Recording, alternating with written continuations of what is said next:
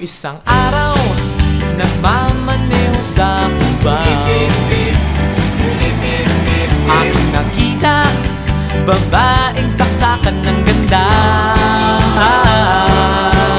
Sinundan ko ang kotseng sinasakyan niya, hindi ko nakitang may dumarating pala. Hindi ko naiwasan, kami bigla nagkabanggaan.